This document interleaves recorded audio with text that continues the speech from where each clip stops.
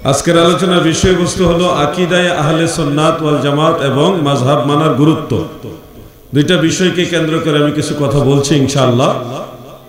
আকীদা হলো ঈমান সঠিক রাখার জন্য আপনাকে আকীদা সম্পর্কে জানতে হবে। আকীদা শব্দের বাংলা অর্থ হলো বিশ্বাস। আপনি একজন ভালো মুসলমান হওয়ার জন্য, একজন সহি শুদ্ধ মুসলিম হওয়ার জন্য যেই যে বিশ্বাসগুলি আপনাকে রাখতে হবে, ওই বিশ্বাসগুলোকে বলা হয় আকীদা।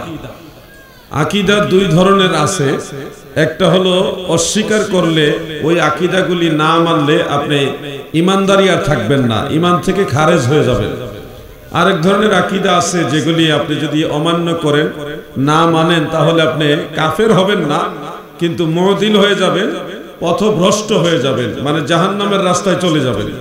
ইসলামে দুই ধরনের আকীদা রয়েছে, যেগুলিকে আরবিতে বলে আকীদায়ে উসুলি এবং আরেকটা হলো আকীদায়ে ফুরুই। আকীদায়ে উসুলিটা হলো দ্বীনের, ঈমানের, আপনাকে সঠিক মুসলমান হিসেবে থাকার জন্য এটা জরুরি, এটা মানতেই হবে। আরেকটা হলো আকীদায়ে ফুরুই, যেটা না মানলে আপনি কাফের না হলেও আপনি জাহান্নামের পথে চলে যাবেন, গুমরা হয়ে যাবেন। ইকোটা কমাও, এই ইকো কমাও। আমি তোমার ডিজে হুজুর না, আমার কথা শোনা দরকার মানুষ। খুব খেয়াল করে শুনবেন। এই দুই ধরনের আকীদা সম্পর্কে আপনাকে জানতে হবে। প্রিয় নবীজি হাদিস শরীফে বলেছেন, তালাবুল ইলমে ফারিদাতুন আলা কুল্লি মুসলিম। এটা মাশহুর পর্যায়ের হাদিস, প্রিয় নবীজির হাদিস শরীফ, যে ইলম অন্বেষণ করা প্রত্যেক মুসলমানের জন্য ফরজ। তো এই ইলম হলো দুই প্রকার, মনে রাখবেন। একটু বন্ধ করো, এই কথা বুঝো না তুমি? এই যে লাফালাফি করতে, সেটা বন্ধ করো। একেবারে টোটাল নরমাল সাউন্ড, নরমাল। খুব মনোযোগ দিয়ে শুনবেন, এখন ভালো লাগে কথা বলতে। আমি যা বলছি তাই যাচ্ছে। প্রিয় ভাইরা আমার, ইলম দুই ধরনের, মনে রাখবেন এই কথাগুলো। ইলম দুই ধরনের। এক ধরনের ইলম অর্জন করা সকল মুসলমানের জন্য ফরজে আইন, যেটা আপনাকে অর্জন করতেই হবে এবং এটা ছাড়া বিকল্প রাস্তা নেই। আরেক ধরনের ইলম অর্জন করা হলো ফরজে কিফায়া, যেটা সব মুসলমানের জন্য বাধ্যতামূলক না হলেও কিছু মুসলমান যদি এটা আদায় করে নেয়, অর্জন করে নেয়, তাহলে এটা সবাই গুনাহ থেকে বেঁচে যাবেন। জানাজার নামাজ যেমন ফরজে কিফায়া, দ্বিতীয় প্রকারের ইলমটাও ফরজে কিফায়া। তো প্রথম প্রকার যে ইলম ফরজে আইন, যেটা আপনাকে অবশ্যই অর্জন করতে হবে, সেটা হলো ফরজ ওয়াজিব সংক্রান্ত যে ইলমটা, যেটা আপনাকে প্রাত্যহিক জীবনে, দৈনন্দিন জীবনে পালন করতে হবে। 5 ওয়াক্ত নামাজ, রমজান মাসের রোজা সহ, হজের মাসালা, জাকাতের মাসালা, পর্দার মাসালা, এই ধরনের মাসালাগুলি এবং ঈমান সংক্রান্ত যে ইলমগুলো, এই জ্ঞানটা অর্জন করা প্রত্যেকের জন্য ফরজে আইন। এটা অর্জন না করলে এটার কারণে আপনি জাহান্নামে যাবেন। আর দ্বিতীয়টা হলো ফরজে কিফায়া, যেমন অনেক নফল সংক্রান্ত মাসালা মাসাইল আছে যে জ্ঞানটা আপনার শিখা রাখা উচিত। টুপি পরা সুন্নত। টুপি পরা কি সুন্নত। মাহফিলে গিয়ে বসা, ধর্মীয় আলোচনা করা, এটা নফল বন্দেগী। যে কোনো ভালো কাজ সংক্রান্ত যত ইলম আছে, এটা হলো ফরজে কিফায়া। এই দুই ধরনের ইলমের মধ্যে আমাকে যে সাবজেক্ট দেওয়া হয়েছে, এটা হলো ফরজে আইন। আমার জন্য ফরজ, আপনার জন্য ফরজ, নারী পুরুষ সবার জন্য এটা ফরজ। নামাজ যেমন ফরজ, এই জ্ঞান অর্জন করাটা তেমনই ফরজ। যদি এটা অর্জন না করেন, তাহলে আপনার নামাজ পড়বেন, যে যদি আপনার এই জ্ঞান না থাকে, নামাজ পড়ার পরেও দেখবেন আপনি আখেরাতে ফায়সালা পাবেন জাহান্নামের। কারণ আপনি সঠিক জ্ঞান মোতাবেক, সঠিক লাইন মোতাবেক সঠিক মুসলমান হতে পারেননি। আর সঠিক মুসলমান না হওয়ার কারণে নামাজ পড়ার পরেও ওই নামাজ আপনার আমল নামায় লেখা হবে না। সঠিক মুসলমান হলো কারা? যারা আকীদায়ে সঠিক আকীদা ধারণ করেছেন। খুব মনোযোগ দিয়ে শুনবেন। সঠিক আকীদা হলো আহলে সুন্নাত ওয়াল জামাতের আকীদা। এই ধরনের আকীদা যেগুলি আপনাকে অবশ্যই অর্জন করতে হবে, যেমন আল্লাহ একক, অদ্বিতীয়, আল্লাহর কোনো অংশীদার নাই, আল্লাহর সমকক্ষ কেউ নাই, আল্লাহর সাথে উপমা তুলনা দেওয়ার মতো কিছু নাই। অনেকে এরকম বলে আল্লাহর ছায়া আছে, এটা বলা যাবে না, কারণ ছায়া তার দেহের অনুরূপ, এজন্য সাদৃশ্যতা স্থাপিত হয়, আল্লাহর মতো একটা জিনিস সাব্যস্ত হয়ে যায়।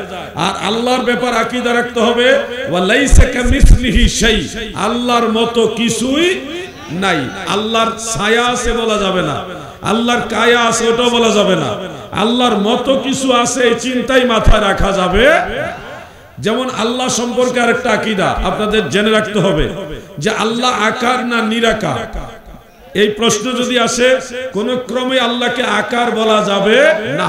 আল্লাহকে মুজাসসিম বা দেহধারী যদি বলেন তাহলে আপনি জান্নাতের পথে থাকতে পারবেন না, আপনার ঈমান নষ্ট হয়ে যাবে, অর্থাৎ আপনি নিশ্চিত জাহান্নামের পথে যাবেন। এই ধরনের আকীদা যারা রাখে যে আল্লাহর আকার আছে, কেন রাখা যাবে না? আকার বলতে সৃষ্টি জগতে যা কিছু রয়েছে এগুলি হলো মাখলুক, সৃষ্টি, আর আল্লাহ তাআলা হলো স্রষ্টা। সৃষ্টি কখনো স্রষ্টা হতে পারে না, স্রষ্টা কখনো সৃষ্টি হতে পারে না। আল্লাহ তাআলার একটা সিফতি নাম রয়েছে 99 নামের মাঝে এটা একটা নাম, যে সূরা হাসরের শেষ আয়াতের মধ্যে এটা আছে, হুয়াল্লাহুল খালিকুল বারিউল মুসাউবিরু লাহুল আসমাউল হুসনা ইলা আখিরা। আল্লাহ তাআলার একটা নাম এখানে রয়েছে, সেই নামটা হলো মুসাউবির। মুসাউবির শব্দের বাংলা অর্থ হলো আকার আকৃতি দানকারী। যিনি আকার আকৃতি সৃষ্টি করেছেন তাকে বলা হয় মুসাউবির। চেয়ার আসছে, চেয়ার, এদিকে তাকান, চেয়ার খুলতেছে আপনাদের, আওয়াজ হলে এদিকে তাকানো লাগে। খুব মনোযোগ দিয়ে শুনেন, কম শুনেন কিন্তু মনোযোগ দিয়ে শুনেন, এগুলো ঈমানের সাথে জড়িত বিষয়।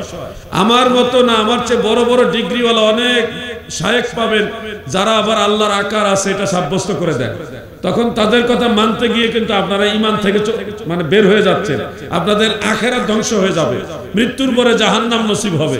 এই জন্য এই কথাগুলো আপনার ঈমান রক্ষা করবে, আপনার ঈমান রক্ষা করবে, আপনার আমলও ঈমানের সাথে সংযোগ হবে, আখিরাত ভালো হবে। এই কথাগুলো আপনাকে জানতেই হবে, এটা ফরজে আইন। আল্লাহ তাআলা সম্পর্কে যে নাম 99 নাম, এর মধ্যে একটা নাম হলো মুসাউবির। মুসাউবির শব্দের বাংলা অর্থ হলো আকার আকৃতি দানকারী। আমার এই কথা প্রয়োজনে গুগলে সার্চ দিয়ে আল্লাহর এই নাম বের করে অর্থটা দেখে নিতে পারেন। আল্লাহ হলো আকার আকৃতি দানকারী, এই জন্য আল্লাহকে আকার বলা যাবে না, কারণ আকার বলতে যা আছে এগুলি আল্লাহ সৃষ্টি করেছেন। আল্লাহ তাআলা সকল চিন্তা চেতনার ঊর্ধ্বে, তিনি বেমিসাল, বেনজির, বেনওয়াজ। কোন জ্ঞান আল্লাহ তাআলাকে নিয়ে পরিপূর্ণ চিন্তা করতে পারে না, তার সেই সক্ষমতা ব্রেইনের মধ্যে নাই। সৃষ্টি জগতে আল্লাহ সম্পর্কে সবচেয়ে ভালো জানে যিনি, তিনি আমাদের দয়াল নবীজি। সুবহানাল্লাহ বলেন।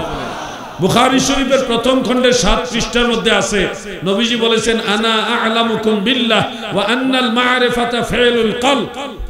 নবীজি বলেছেন আমি তোমাদের সবার চাইতে আল্লাহকে বেশি জানি, আর মারিফত হলো কালবের ক্রিয়া, মারিফত কালবে থাকে। একটা হাদিস আছে না, কুলুবুল মুমিনিন আরশুল্লাহ, আছে কিনা?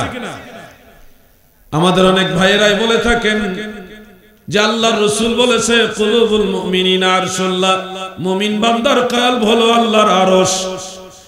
এই হিসেবে অনেকে বয়ান করে থাকেন। শুনুন, এই কথাটা সনদের দৃষ্টিতে প্রিয় নবীজির কাছ থেকে মারফু ভাবে প্রমাণিত না, কিন্তু এটা অর্থটা, এটার যে বর্ণনার অর্থটা, ভাষ্যটা মুহাদ্দিসিনে কেরাম বলেছে এটা মানাটা সহি, এটা গ্রহণ করা যাবে, বলা যাবে। ইমাম মুল্লা আলী কারি রহমাতুল্লাহ আলাইহি আসরারুল মারফুআ বি আখবারিল মাওদুআ সেই কিতাবের মধ্যে উল্লেখ করেছেন। এছাড়াও কাশফুল খাফার মধ্যে অন্যান্য কিতাবের মধ্যে উল্লেখ যে আল কলবু বাইতুর রাব্বি, কলব হলো আল্লাহর ঘর, বা কুলুবুল মুমিনিন আরশুল্লাহ।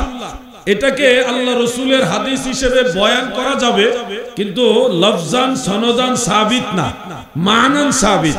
কেমনে সাবিত?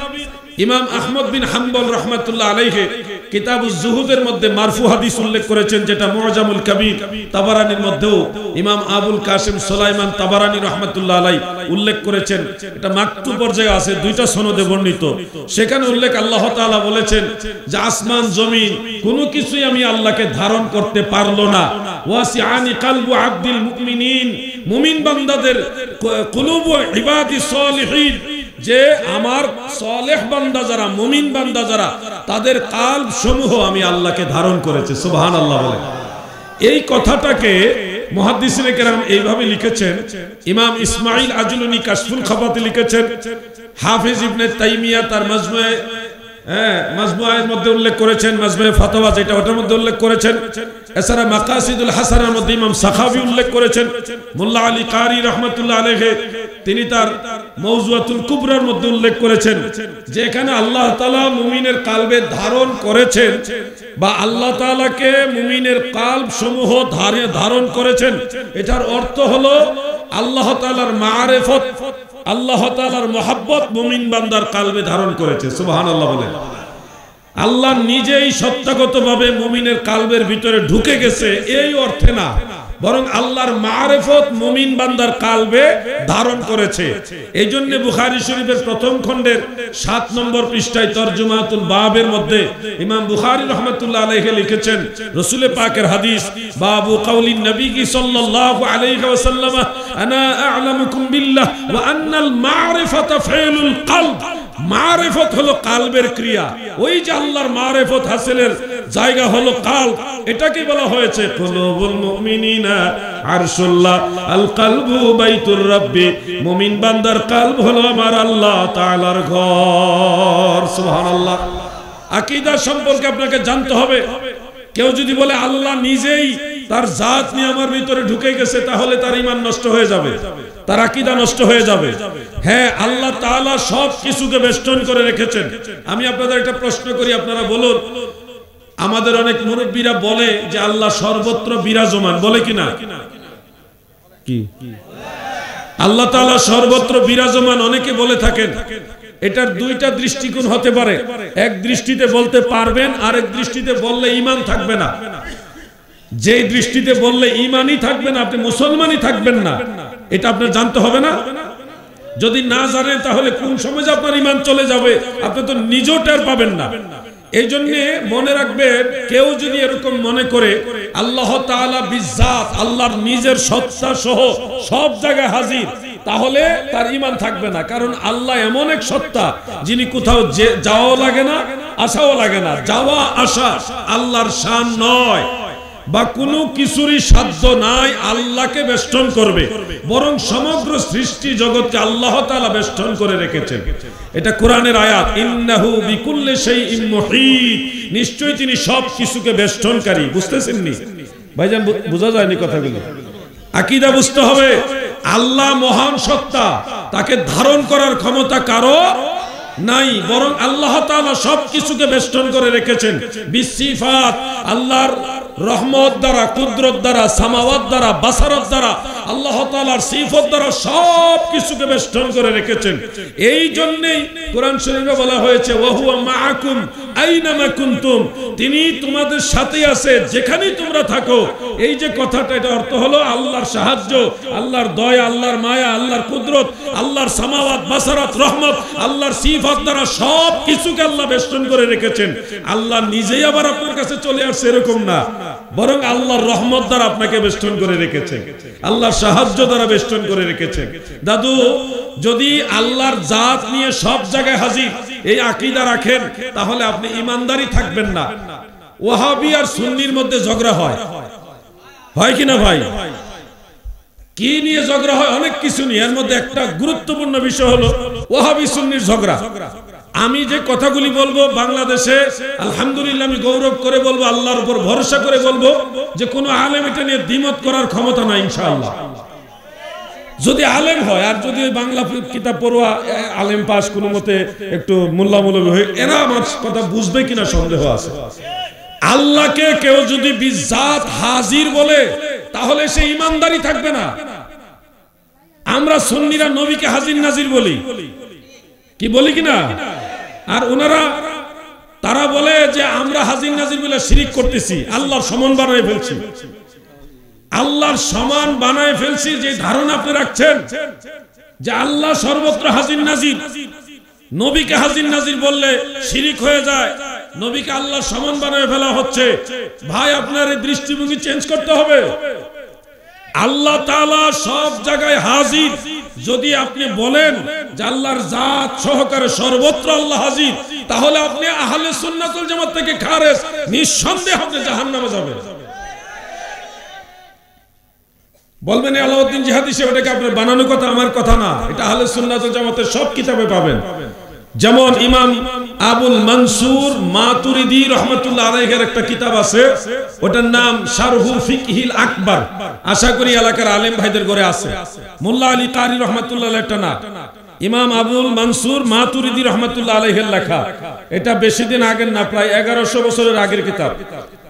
সেই কিতাবের মধ্যে লেখা রয়েছে ওয়াকালাতিল কাদারিয়া ওয়াল মু'তাজিলা আন্নাল্লাহ তাআলা ফি কুল্লি মাকান। ভ্রান্ত সম্প্রদায় কাদারিয়া এবং মু'তাজিলা তারা বলে থাকে আল্লাহ তাআলা সব জায়গায় হাজির, আর আহলে সুন্নাত ওয়াল জামাত বলে আল্লাহ সব জায়গায় হাজির বলা যাবে না, বরং সব কিছু আল্লাহর কাছে হাজির বলতে হবে। ভাও কোনটা উল্টা কোনটা ওটা আমাদের বুঝতে হবে ভাই। আল্লাহ কোনো কিছুর মুহতাজ না। যদি বলেন আল্লাহ এখানে হাজির, তাহলে আপনি কোরআন অস্বীকার করলেন। আপনারা বলেন কোরআন অস্বীকার করলে কেউ ঈমানদার থাকে? বলবেন আল্লাহ সব জায়গায় হাজির বললে কোরআন অস্বীকার হয় কিভাবে? আপনিও বুঝবেন, সূরা ইখলাস সবারই মুখস্থ আছে, কুল হুয়াল্লাহু সূরা মুখস্থ নাই? প্রথম যে অংশটা দেখবেন কুল হুয়াল্লাহু আহাদ আল্লাহুস সামাদ, এই যে দেখেন আল্লাহর একটা নাম আছে এখানে সামাদ, আল্লাহুস সামাদ। আল্লাহ অমুখাপেক্ষী, অমুখাপেক্ষী, বেনেওয়াজ, বেনেওয়াজ, কোনো কিছুর মুহতাজ না, কোন স্থান কাল পাত্র কোনো কিছুর মুহতাজ আল্লাহ না। এখন যদি আপনি বললেন আল্লাহ এখানে হাজির, তাহলে একটা স্থানের মুহতাজ বানাইলেন আল্লাহকে। আল্লাহ অমুক সময় হাজির, তাহলে একটা সময়ের ভিতরে আল্লাহকে মুহতাজ করলেন। কোন স্থান কাল পাত্র এগুলির মুহতাজ মুখাপেক্ষী আল্লাহকে বানানো মানে হলো সূরা ইখলাসের বিরুদ্ধে আপনি দাঁড়াইলেন। আল্লাহ স্থান কাল পাত্র সৃষ্টি করেছেন, আল্লাহ হলো স্রষ্টা, সৃষ্টির কোনো সাধ্যই নাই আল্লাহকে ধারণ করবে, বরং সমগ্র সৃষ্টি জগৎ সব সময়ের জন্য আল্লাহ তাআলার দরবারে হাজির আছে। আকীদা ক্লিয়ার করেন। আমি জানি এখানে অনেক কওমি মাদ্রাসার ভাইরা আছেন, আমি কওমি আলেমদেরকে শ্রদ্ধা করি, আলেম যারা তাদের সম্মান করি, সে যেই দলের হোক যেই ঘরানার হোক আলেমদের সম্মান করি, কারণ আলেমরা জানে, শুধু একটু বুঝের মধ্যে বেশ কম। একসাথে বসে চা পান করতে করতে কথা বললে দেখবেন মিলমিশ হয়ে গেছে, একটু বসে আলোচনা করলে দেখবেন দূরত্ব কমে গেছে, কোন জায়গায় সমস্যা আছে ওটা দূর হয়ে গেছে, যেটা কিছুদিন আগে কুড়িগ্রামে হয়েছে। আপনারা যেটা দেখেছেন বড় বড় আলেম, উত্তরবঙ্গের মুনাজির আলেম যারা, সম্মানিত আলেম যারা, যারা অসংখ্য আলেমের উস্তাদ, ওনাদের সাথে আমি বসেছিলাম, একাই বসেছিলাম, ওনারা আমাকে যথেষ্ট সম্মান করেছেন, আমি ওনাদের প্রতি সম্মান রেখে কথা বলেছি। সেখানে দেখলাম নূর নিয়া, মিলাদ কিয়াম নিয়া, ইলমে গায়েব নিয়া আর হাজির নাজির কথাটা আলোচনা উঠছিল, ওটা নিয়ে পর্যাপ্ত সময় হয়নি কথা বলা। তো এই বিষয়গুলো নিয়ে আলোচনা করলাম, ওনারাও প্রশ্ন করছে, আমি উত্তর দিছি, ওনারা প্রশ্ন করছে, আমি দলিল দিছি। এই দলিল দেওয়ার পরে প্রকাশ্যে ওনাদের সবাই, ওনারা, আমি একাই, সবার সামনে ওনারা স্বীকার করলেন যে না, মিলাদ কিয়াম মুস্তাহাব, মুস্তাহাসান হিসেবে কেউ পড়লে অসুবিধা নাই, মারহাবা কর। নবীজি নূরের ব্যাপারে কথা উঠলো, ওঠার পরে একজন দলিল দিল, কোরআন শরীফের মধ্যে আছে যে ইন্না মাসালা ঈসা ইনদাল্লাহি কামাসালি আদম। হ্যাঁ, ঈসা নবীর উদাহরণ আল্লাহ তাআলার কাছে আদম নবীর মতোই। তাহলে আদম নবী মাটির তৈরি হলে ঈসা নবীও তো মাটির তৈরি। আমি তখন বললাম ভাই এটা তো সহজ বিষয়, এটা তো কঠিন বিষয় না, একবারে সহজ বিষয়। আদম নবীর বাবা নাই, ঈসা নবীরও বাবা নাই। আদম নবীকে আল্লাহ তাআলা বাবা ছাড়া বানাইছে, ঈসা নবীকে আল্লাহ তাআলা বাবা ছাড়াই বানাইছে। এখানে মেসাল উপমাটা আসছে, ওনারও বাবা নাই, ওনারও বাবা নাই, দুজনের উপমা হলো বাপ ছাড়া আল্লাহ বানাইছে। কিন্তু সৃষ্টি কারে কি দিয়ে করেছে পরের কথার মধ্যে আছে, খালাকাহু মিন তুরাবিন, আমি তাকে মাটি থেকে সৃষ্টি করেছি। বলেন ঈসা নবী একজন, আদম নবী একজন, হইল কয়জন? দুইজন। যদি দুইজনই মাটির তৈরি হতো তাহলে আল্লাহ তাআলা বলতেন খালাকাহুমা মিন তুরাবিন, এই দুইজনকে আমি মাটি থেকে সৃষ্টি করেছি। কিন্তু আল্লাহ তাআলা বললেন খালাকাহু মিন তুরাবিন, হা জমির একজন বুঝায়, হা দিয়া দুইজন বুঝায় না, দুইজন হইলে হুমা লাগবে, হা হুমা হুম কা কুমা কুম, এগুলি সব ছাত্রমেরা জানে। আল্লাহ তাআলা কি মহাজ্ঞানী দেখেন, দুইজনের উপমার কথা বলে সৃষ্টি এই বিষয়টাকে পার্থক্য করে দিয়েছেন হাজমির দ্বারা। খালাকাহু মিন তুরাবিন, অর্থাৎ আদম নবী হলো মাটির তৈরি, ঈসা নবী না। সুবহানাল্লাহ বলে। তখন ওনারা চুপ হয়ে গেছে। আপনারা ভিডিওগুলো দেখবেন, আমি বানায় বললে আমি তো ধরার সুযোগ আছে, আমি বানায় বলি না। আপনার এই সোশ্যাল মিডিয়াতে ব্যাপকভাবে প্রচার হয়েছে। তো দেখি আলহামদুলিল্লাহ ওনারা নূরের ব্যাপারটা নিয়েও একেবারে এক ধরনের, কি বলবো, এটা বললেও তো খারাপ দেখা যায়, আলেম মানুষ, বুঝের বেশ কম থাকতেও পারে, বুঝের বেশ কম থাকতে পারে, আলোচনা করলে দেখা যায় দূরত্ব কমে যায়। আমরা সেটাই চাই, ঝগড়া মারামারি চাই না। আপনারা সাধারণ মানুষ এসব বিষয় নিয়ে ঝগড়া না করাই ভালো।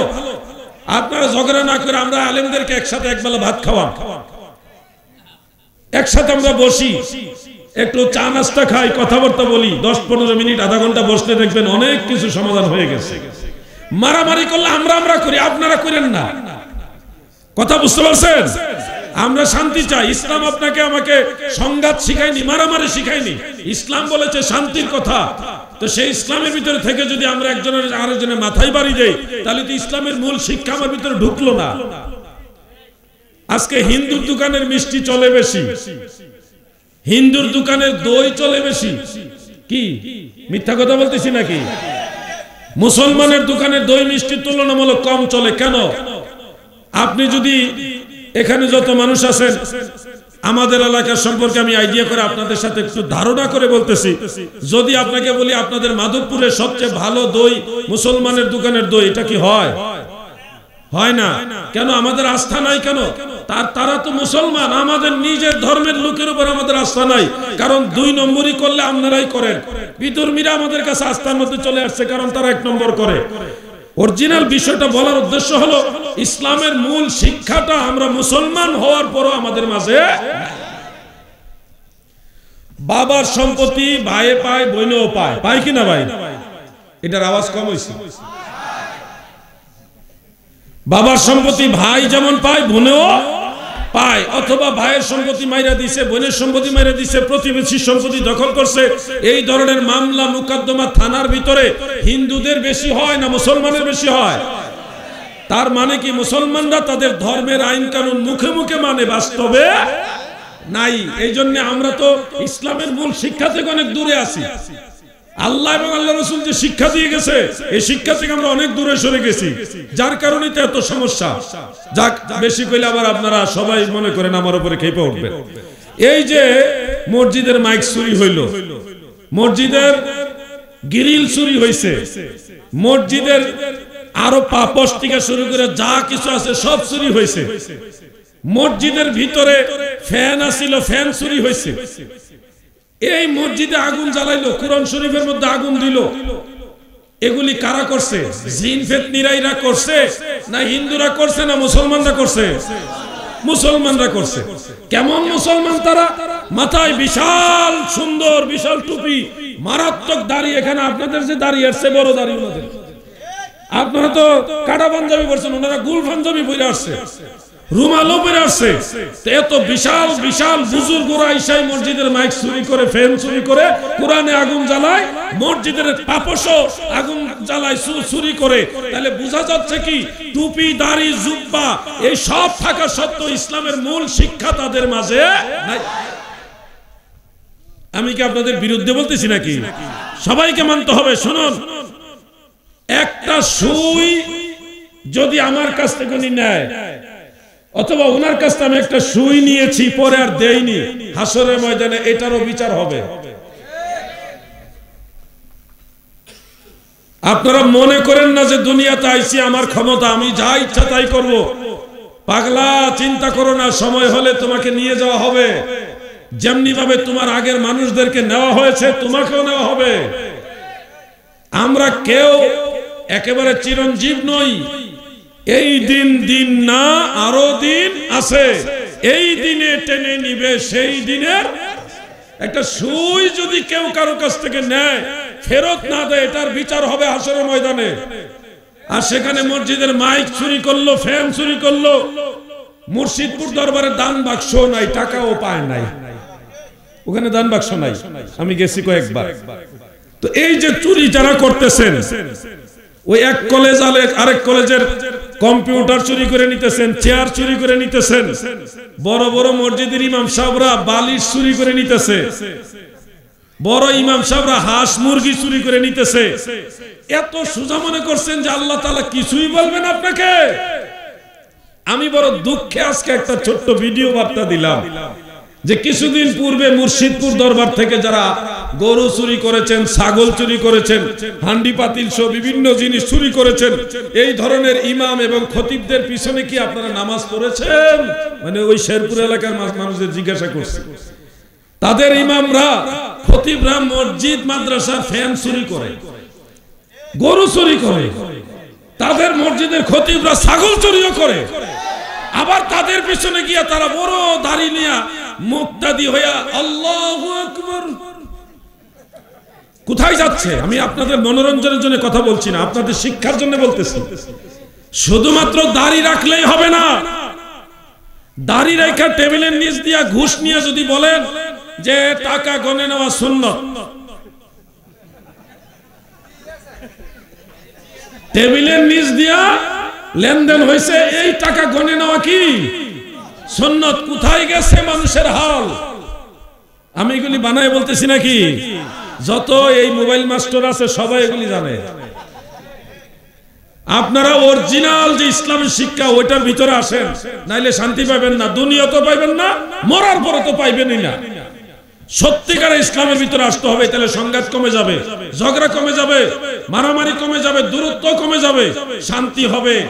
কেউ কারো সম্পদ মেরে খাবেন না। ভাই একটা কথা বলি, আমি আমার আলোচনাটা আকীদার কাছে যাই। বিভিন্ন হাদিস থেকে একেবারে সহজ করে একটা ঘটনা আপনাদের সামনে তুলে ধরি। ধরেন অনেক সময় বাড়িতে মেহমান আসলে মশার কয়েল প্রয়োজন হয়, ঘরের মধ্যে মশা তাড়ানোর কয়েল নাই, পাশের দোকান থেকে 5 টাকা বা 10 টাকা দিয়ে একটা মশার কয়েল কিনে আনছে, বলে রাখছেন দোকানদারকে যে পরে দিতেছি, এখন পকেটে টাকা নাই। পরে দোকানদারের মনে ছিল, আপনার খেয়াল ছিল না, কিন্তু দোকানদার ভদ্রতা দেখাইছে, এত মানুষের সামনে মাত্র 5 টাকা হাজী সাহেবের কাছে কেমনে চাই, এটা তো একটা অসম্মানী, পরে দিবনে হাজী সাহেব। পরে আপনারও মনে নাই, দোকানদারও মনে নাই, এইভাবে একদিন দুজনই মারা গেলেন।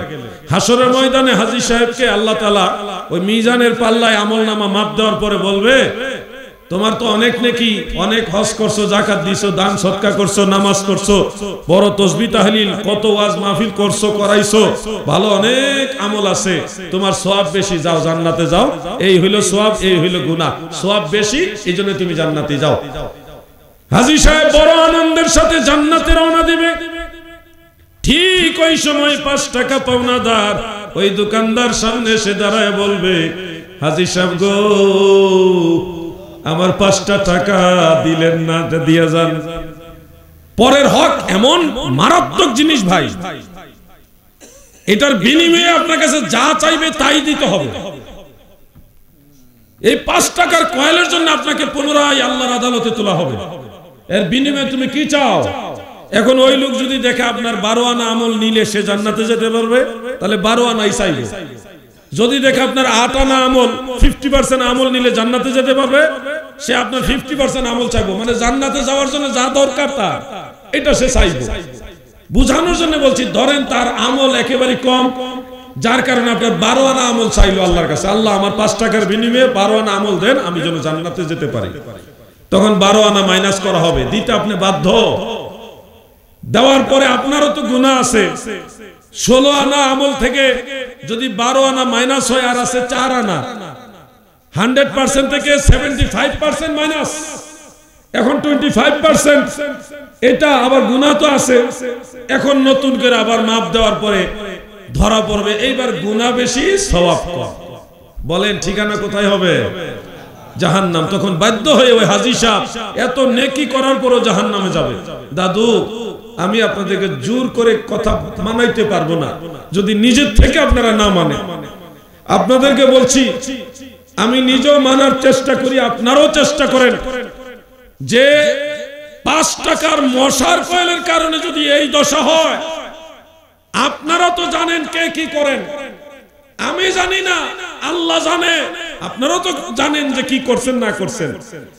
আপনারা যদি এই ধরনের পরের হক মেরে, এমনকি আপন বোন, আপনার সহোদর বোনের সম্পদ যদি ঠিক মতো বুঝায় না দিয়ে মরেন, তাহলে এই কারণে আপনার জাহান্নাম হয়ে যাবে, অন্য হিসাব করাই লাগবে না।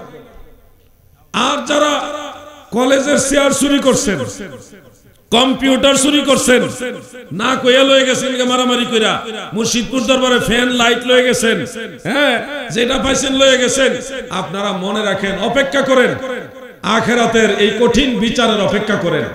আমি কি আপনাদের বিষয়টা বুঝাইতে পারতেছি? ময়দানে মাহশার সম্পর্কে, বিচার দিবস সম্পর্কে আপনাদের সকলের বিশ্বাস আছে তো? আওয়াজ কম হইতেছে, মনে হয় ওয়াজ বিরুদ্ধে যাইতেছে। ওয়াজ এটা হলো আসল ওয়াজ। এই ওয়াজ আপনারা আমল করেন, নাইলে কিন্তু আমার এটা যদি আমিও আমল না করি, আমিও বিপদে পড়ে যাব। হ্যাঁ আলহামদুলিল্লাহ আমার কাছে কেউ টাকা পায় এরকম কেউ বলতে পারবে না। আর যেগুলি মাহফিলের গাড়ি ভাড়া, যেগুলি আমি আলাদা রাইখা দিই, এবং বলা আছে পরিবারকে মারা গেলে এগুলি যার যারটা ফেরত দিয়ে দিবে, কিন্তু এটা আমি ঋণ হিসেবে না, এবং আলাদা রেখে দিই। আমি আমার অবস্থান থেকে আপনাদেরকে উৎসাহ দেওয়ার জন্য বলছি যে আমার কাছে কেউ টাকা পাবে এটা বলতে পারবে না, আমি বহু টাকা মানুষের কাছে পাই। আপনারাও নিজেদের অবস্থানটা এরকম করেন যে আমি মানুষের কাছে পাইবো, কিন্তু আমার কাছে যেন মানুষ না পায়। পরের হক লয়ে মইরো না ভাই। মুর্শিদপুরের গরু চুরি যারা করছে, ছাগল চুরি করছে, হান্ডি পাতিল চুরি করছে, এরা যদি বড় মসজিদের বড় খতিব হয়, এদেরকে কি আল্লাহ তাআলা হিসাবের বাইরে রাখবে? এরা এবার মসজিদের মিম্বরে বসে ওয়াজ করবে চুরি করা গুনাহ, এরা এবার মিম্বরে বসে ওয়াজ করবে হ্যাঁ ডাকাতি করা পাপ। আবার তারাই গরু চুরি করলো, ছাগল চুরি করলো, এটাকে বলা হয় দুনিয়াদার মোল্লা। কি মোল্লা? দুনিয়াদার মোল্লা। এদের থেকে সাবধান থাকবেন ভাই। আমার বিষয় হলো আকীদা। আমি মাঝখানে একটা আমল নিয়ে বললাম আর কি। আমি জানি এখানে যারা ওয়াজ শুনতেছেন আপনাদের নিজের বোনের সম্পদ নিজে ঠিক করে দেন নাই, এখানে আছে অনেক লোক থাকতে পারে। তো আপনি যদি এই অবস্থা হয়, আপনি কি মনে হয় যে আখিরাতে আপনার বোন আপনাকে ছাড়া দিব? আর আপনার বোনে যদি ছাড়া দেয়, আল্লাহ তো ন্যায় বিচারক, আল্লাহ তো ইনসাফ করবে। একজন মজলুমকে সাহায্য করা এটা আল্লাহর হক। আপনি যদি জোর করে কাউকে ঠকান, এই বিচারটা আল্লাহ নিজে করবে। এজন্য আল্লাহকে ভয় করা দরকার আছে কিনা বলেন? সবাই বলেন আছে কিনা? আজ থেকে আমরা সংশোধন হব, এগুলি আস্তে আস্তে কন্ট্রোল করব। প্রিয় ভাইরা আমার, আকীদার আলোচনা যাই, আকীদার আলোচনা যাই। সেটা হলো হাজির নাজির নিয়ে বলতেছিলাম। হাজির নাজিরের বিষয়ের মধ্যে আল্লাহ তাআলা সর্বত্র হাজির, এই কথাটার মধ্যে ছিলাম। মনে আছে না আপনারা? সবার মনে আছে? মহান আল্লাহ তাআলা সর্বত্র হাজির, এই কথাটা দুই অর্থে বলা যায়। এক অর্থে বললে ঈমান চলে যাবে, যেমন কেউ যদি মনে করে আল্লাহ তাআলার নিজের জাত সহকারে সব জায়গায় হাজির, তাহলে সে হুলুলিয়াতের আকীদার মধ্যে যাওয়ার কারণে আল্লাহ তাআলার সিফতি নাম সামাদ, আল্লাহুস সামাদ, এই সামাদ নাম অস্বীকার করার কারণে ঈমান থেকে খারেজ হবে। আর দ্বিতীয় অর্থ হলো আল্লাহ সর্বত্র বিরাজমান। যদি এই অর্থে বলে যে আল্লাহর কুদরত, সামাওয়াত, বাসারাত, আল্লাহ তাআলার রহমত, আল্লাহ তাআলার যে সিফাত সব জায়গায় বিরাজমান, সবকিছু আল্লাহ তাআলা দেখছেন, সবকিছু আল্লাহর কাছে হাজির, এই ধারণা রেখে যদি কেউ বলে আল্লাহ সর্বত্র বিরাজমান, তাহলে জায়েজ হবে, অসুবিধা নাই। দুইটা দৃষ্টিকোণ বুঝতে পারছেন? এখন থেকে যারা বলবেন আল্লাহ সর্বত্র হাজির, কোন অর্থে বলবেন? যে আল্লাহ সর্বত্র হাজির, এটা অর্থ হবে সবকিছু আল্লাহর কাছে হাজির, এই অর্থে বলবেন। আল্লাহর নবীকে হাজির বললে আল্লাহর সমান হয়, এই কথা যে বলে সে তো কুরআন হাদিসে বুঝে না। আল্লাহর নবী আল্লাহর দেওয়া ক্ষমতায় হাজির ও নাজির, এটা আল্লাহর দেওয়া ক্ষমতায়। আপনি এখানে হাজির, তার মানে একটা সময় এখানে গায়েব ছিলেন। এখানে কি ছিলেন? গায়েব ছিলেন, এখানে হাজির হয়েছেন। আল্লাহর ক্ষেত্রে এখানে হাজির বলা যাবে না, বললেই প্রশ্ন আসবে যে আল্লাহ তাআলা কি গায়েব ছিল? এখানে কোনো কিছুই আল্লাহর কাছ থেকে অনুপস্থিত নয়। এই জন্য আল্লাহকে নির্দিষ্ট কোনো জায়গায় হাজির বলা যাবে না, বরং দয়াল নবীজিকে আল্লাহ তাআলা সেই ক্ষমতা দিয়েছে যে আল্লাহর দেওয়া ক্ষমতায় নবীজি যেখানে খুশি ওখানে হাজির হতে পারে এবং নজরের দৃষ্টিতে সবকিছুই তিনি দেখছেন, পর্যবেক্ষণ করছেন যেন আখিরাতে সাক্ষী দিতে পারে। আপনারা কি জানেন এখানে যারা যারা আসছেন, মাহফিলে আসছেন, আপনারা আসছেন, আপনার নাম, বাবার নাম, বাড়ি কোন গ্রামে, এই ডিটেইলস বায়োডাটা সহকারে আখিরাতে নবীজি আল্লাহর কাছে বলবেন। আল্লাহ রাসূল বলবে, আল্লাহ আমি সাক্ষী দিচ্ছি আমার অমুক উম্মত অমুকের ছেলে, অমুকের নাতি, অমুক গ্রামে বাড়ি, সে সৌমোহনীর মাহফিলে গেছে, আমি সাক্ষী দিলাম। মদিনাওয়ালা সাক্ষী দিবে, এরপর ওই সাক্ষীর উপরে আল্লাহ তাআলা রায় দিবে যে আমার হাবিবের সাক্ষীর উপরে আমি সিদ্ধান্ত দিলাম সে ভালো কাজ করছে, এই ভালো কাজের প্রতিদান এটা দিলাম। সুবহানাল্লাহ বলেন। এটা নবীজির দায়িত্ব। আপনি বলবেন যে আল্লাহ তাআলা দেখে, তাহলে নবীজি কেন সাক্ষী দেওয়া লাগবে? এটা আল্লাহর প্রেম। সবকিছু আল্লাহ দেখে, সবকিছু কি আল্লাহ তাআলা দেখে। হাসরের ময়দানটা সাজাইবেই নবীজির সম্মানের জন্য, যে হাসরের ময়দানে আল্লাহর নবী আল্লাহ তাআলার দরবারে সাক্ষী দিবে, এটা নবীর শান, নবীর ইজ্জত, নবীর সম্মান, এটা ফুটায় তোলার জন্য আল্লাহ হাসর সাজাইবে। সুবহানাল্লাহ বলেন। প্রিয় ভাই আমার, বন্ধুরা আমার, আমরা যতই চেষ্টা করি শানের সালত কমায় দিব, নবীজির সম্পর্কে আলোচনা করব না, কিন্তু আপনি জানেননি যারা নবীর সম্মান কমাইতে চাইছে আল্লাহ তাআলা তাদের ইজ্জত কমায়া দিছে, কারণ নবীর ইজ্জত বানাইছে স্বয়ং আল্লাহ। যারাই বেশি বেশি বাড়াবাড়ি করে তারাই কিন্তু খুব তাড়াতাড়ি ধ্বংস হয়। বেশি বাড়াবাড়ি যারা করে তারাই তাড়াতাড়ি ধ্বংস হয়। আপনি দেখেন, একটা কথা না বলে পারছি না, আমাদের দেশে আজ থেকে 10-15 বছর আগেও ব্যাপকভাবে একটা ওয়াজ হইতো যে আল্লাহর নবী মরে পচে গলে মাটির সাথে মিশে গেছে, নবী মরা নবী। এবং এটা প্রমাণ করার জন্য কোরআনের আয়াত দেওয়া হতো, কুল্লু নাফসিন যায়িকাতুল মাউত, এই আয়াত বলা হতো, আফা ইন মাতা, এই আয়াত বলা হতো, হ্যাঁ, ইন্নাকা মাইয়িতুন ওয়া ইন্নাহুম মাইয়িতুন, এই আয়াত দিয়ে সাব্যস্ত করা হতো আল্লাহর নবী মরা নবী। এবং আপনাদের এই হবিগঞ্জের আলেমরা এগুলি প্রমাণ করার চেষ্টা করত। বেশি দিন আগে না, 10 থেকে 15 বছর আগের কথা বলতেছি, হবিগঞ্জের আলেমরা এগুলি প্রমাণ করার চেষ্টা করছে, ব্রাহ্মণবাড়িয়ারও আছে। কিন্তু আলহামদুলিল্লাহ সেই আলেমরা মাত্র 10-15 বছরের ব্যবধানে এখন আর আগের মতো বলে না যে নবী মরা নবী, সব সময় জিন্দা। তাহলে 15 বছরের ব্যবধানে প্রমাণিত হয়ে গেল সুন্নি আলেমরা যে আগেও বলছে এখনো তা বলছে, মানে সুন্নি আলেমদের কথাটাই ঠিক। তাহলে আপনি কোনটা দরকার, যেটা ভুল ছিল ওটা দরকার, না যেটা সঠিক ওটা দরকার? এই জন্য আপনাকে আকীদা বুঝতে হবে। আপনারা কি বলেন, আল্লাহর নবী মরা নবী না জিন্দা নবী? কষ্ট হইতেছে আপনার? আর একটু সময় কথা বলে, আমার কথাগুলি হলো ওই শিক্ষণীয়, গঠনমূলক বা দলিল ভিত্তিক রেফারেন্স। আমি গজল টজল গাই না তো, আমার গলা হইলো বুম বাস্টিং মার্কা গলা, কথা বুঝছেন? এই জন্য দলিল, আদিল্লা, আকীদা, এই গুরুত্বপূর্ণ বিষয়গুলি নিয়ে আলোচনা করি।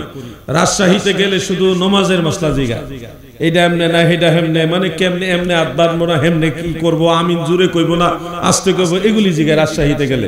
রংপুরে গেলে আরো ঝামেলা, মানে সারা দেশে ঝামেলার তো শেষ নাই।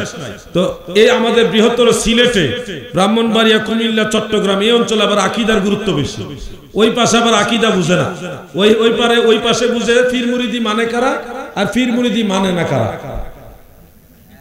ওই পাশে হইলো যারা পীর মুরিদি মানে তারা হইলো সুন্নি, আর যারা পীর মুরিদি মানে না এরা হইলো ওয়াহাবি।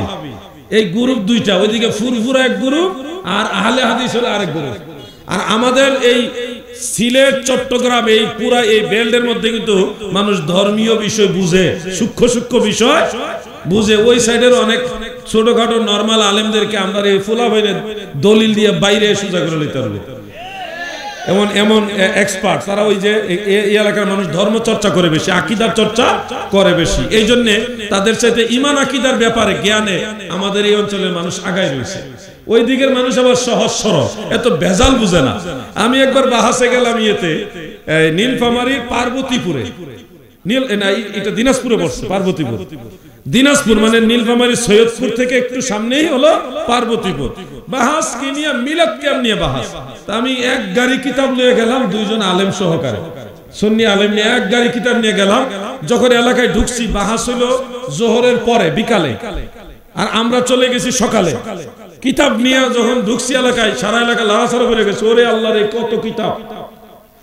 এখন এই কিতাব দেখে আর আমরা যে সকালে চলে গেছি, এই খবর যখন ছড়ায় গেল, যিনি বাহাসের মেইন মুবাহিস আমাদের প্রতিপক্ষ, উনি আর বাহাসই আইছে না, অথচ ওনার বাড়ি হইলো যেখানে বাহাসের পাশের গ্রামে, উনি আসেই না বাহাসে। কি করার, মঞ্চে বসে বসে এখন আমরা যে বিষয় মিলাদ কিয়াম এইগুলি নিয়ে আলোচনা করলাম, কিতাব দেখাইলাম, দলিল দেখানোর শেষে যখন একবারে শেষের দিকে, তখন ওই প্রধান মুবাহিস উনি মঞ্চে আইছে, পাগড়ি টাগড়ি পইরা উনি মঞ্চে আসছে। আসার পরে ওনাকে আমরা সম্মান দিয়ে চেয়ারে বসাইলাম এবং ওনাকে বললাম যে আপনার কিছু বলার আছে কিনা, আমরা আপনাকে সসম্মানে সুযোগ দিতে চাই। তো উনি মাইকটা নিছে, নিয়া খুতবা পড়ে সেরে বলতেছে, না উনি যেই কথা বলছে এরপরে আমার আর কোনো কথা নাই, যে দলিল দিছে, যে কিতাবাদি দেখাইছে, এগুলির পরে আমার কোনো কথা নাই। ওনারা মিলাদ পড়লে পড়বে, আমরা না পড়ি, কিন্তু এটা নিয়ে বাড়াবাড়ি করা ঠিক না। একবার উনি নিজেই বললেন, এগুলি ভিডিও রেকর্ড আছে। তো আলহামদুলিল্লাহ আমার কাছে মনে হইলো উনি আলেম, বড় আলেম, কিন্তু সহজ সরল মানুষ। ওই পাশের মানুষ যদি ইখতিলাফ হয়, কিন্তু মানুষের এত পেঁচ গুছ নাই। ওই দেশে ওই অঞ্চলের মানুষগুলো সহজ সরল। আমাদের এদিকে যত পেঁচ আছে, সব পেঁচ আমরা বড় বড় অ্যাডভোকেট, ওই অঞ্চলে অ্যাডভোকেটের বড় পেঁচগুলি আমরা ফুলা হইনা মাথার মেজা আছে। এদের আল্লাহ তাআলা এটা দান, আল্লাহর দান। ওই অঞ্চলে আল্লাহ তাআলা অন্য বিষয় বেশি দিছে, এই অঞ্চলে আবার আমাদেরকে এই ব্যাপারে বেশি দিছে। সবকিছুর জন্য বলি আলহামদুলিল্লাহ। প্রিয় ভাইয়েরা, আমিও আপনাদেরকে কিছু মাসালা বলবো যেগুলি জরুরি, যেগুলি আপনাদের একেবারেই জরুরি। যেমন একটা মাসালা বলি, আকীদার ব্যাপারটা বলার সাথে সাথে, আপনারা এশারের নামাজ আশা করি পড়েছেন ইনশাআল্লাহ? না, আলহামদুলিল্লাহ। এশারের নামাজ আশা করি পড়ছেন, যদিও বোঝা যাচ্ছে অনেকে পড়েন নাই, কিন্তু এশারের নামাজ যারা পড়েন না, এটার জন্য সব গুনাহ আমার হবে, তাই না? যারা এশারের নামাজ পড়েন না, এটার জন্য সব গুনাহ আমার হবে না? কার হবে তাহলে? না, এটা শয়তানের গুনাহ হবে। শয়তানের গুনাহ হবে না? তাহলে কার গুনাহ হবে? বুঝার ক্ষেত্রে তো সবাই 3.5 হাত আছেন, কিন্তু আমল করেন না কেন ভাই? কেন নামাজটা ছেড়ে দিছেন? কোন লাভে, কোন লোভে? আপনার এমন যদি হইতো যে এক ওয়াক্ত নামাজ না পড়লে একটা সওয়াব হয়, তাও তো একটা কথা ছিল। আপনার নামাজের জন্য জবাবদিহিতা করতে হবে না? আমি একটা মাসালা বলি, অনেক মানুষের নামাজ হয় না। সূরা কেরাত ঠিক আছে, রুকু সেজদাও ঠিক আছে, সব ঠিক আছে, এরপরে নামাজ হয় না। অনেক মানুষের নামাজ হয় না। কেন হয় না শুনেন একটা মাসালা, খেয়াল করবেন আপনারা। অনেকেই সেজদার মধ্যে যাইয়া এই দুইটা পা জমিনে রাখা, এভাবে রাখা হলো নিয়ম, আঙ্গুলগুলি সহ এইভাবে ঠেস লাগায় সোজা করে রাখা নিয়ম, কিন্তু এইভাবে রাখে না। একটা পা এমনি কাইট করে থয়, আর একটা কাইট করে থয়ে কতক্ষণ উড়ায়, কতক্ষণ নামায়, অনেক সময় এক পাও দিয়ে আরেক পারে খাইট যায়। এরকম করে কিনা ভাই? মাসআলা হলো ফতোয়া আলমগীরি, ফতোয়া শামীর মধ্যে উল্লেখ, কেউ যদি সেজদায় গিয়ে দুই পায়ের মধ্যে একটা পা এক মুহূর্তের জন্য জমিন থেকে উঠাই ফেলে বিনা উজরে, তাহলে তার নামাজ মাকরুহ হয়ে যাবে। আর যদি সেজদার মধ্যে যায় কোনো কারণে বিনা উজরে কিছুক্ষণের জন্য হইলো, এক মুহূর্তের জন্য হইলো, দুইটা পা তুলে ফেলে, অনেকে তুলে, এরকম আমি দেখছি, অবহেলা করে বা না জানার কারণে সেজদা সুবহান রাব্বিয়াল আ'লা বলতেছে, আর এদিকে দুই পা উড়াইয়া আবার নামায়া জমিনে লাগায় থইতেছে, তুলতেছে। এই ধরনের কাজ যারা সেজদায় গিয়ে করেন, তাদের নামাজ হবে না।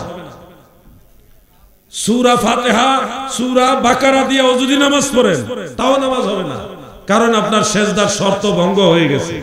সেজদার জন্য শর্ত হলো জমিনে দুই পা লাগানো থাকতে হবে। তাহলে আপনারা আজ থেকে সতর্ক হবেন, এটা জানতে হবে আপনাকে। এই জিনিসটা যদি না জানেন, তাহলে এত কষ্ট করে নামাজ পড়ার পরেও আপনার নামাজ হবে না। তাহলে সেজদায় গিয়ে কি পা তোলা যাবে? দুই পা জমিনে লাগায় রাখতে হবে, অন্ততপক্ষে দুইটা আঙ্গুল যেন জমিনে লেগে থাকে। মনে থাকবে? কথা কয় না, মনে থাকবে কিনা বলেন?